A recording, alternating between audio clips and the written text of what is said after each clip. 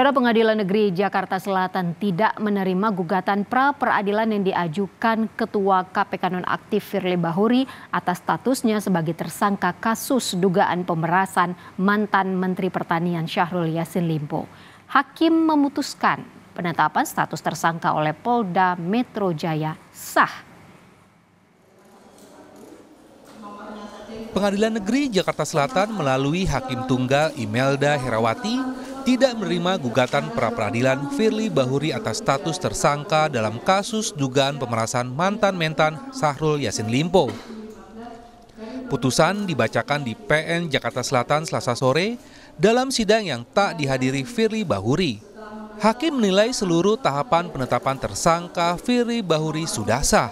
Bahwa maksud dan tujuan jawaban termohon pra-peradilan adalah telah melaksanakan seluruh tahapan penetapan tersangka secara sah berdasarkan Peraturan Kapolri Nomor 9 Tahun 2019 tentang penyidikan tindak pidana.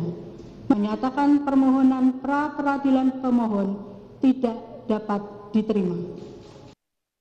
Polda Metro Jaya mengapresiasi putusan PN Jakarta Selatan yang tidak menerima gugatan pra-peradilan yang diajukan Firly Bahuri atas penetapannya sebagai tersangka dalam kasus dugaan pemerasan terhadap Syahrul Yassin Limpo.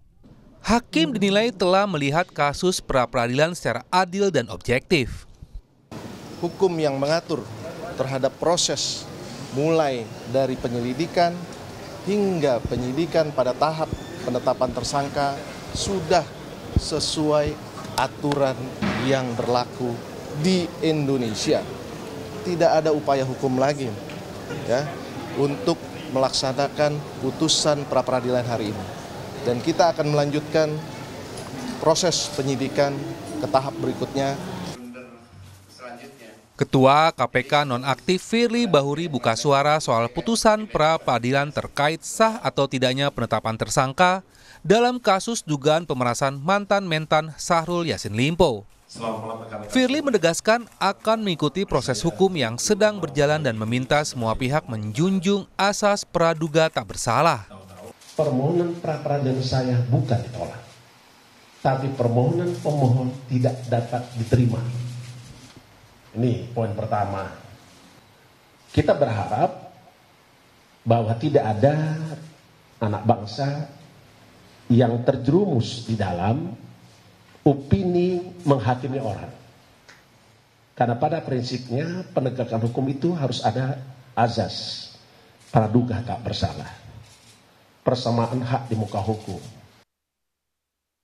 Setelah ini, kasus pidana dugaan pemerasan terhadap tersangka Firly akan berlanjut oleh otoritas tim penyidik di Reskrimsus Polda Metro Jaya. Dalam kasus ini, Firly Bahuri ditetapkan sebagai tersangka pada 22 November. Namun hingga kini penyidik belum menahan Firly Bahuri.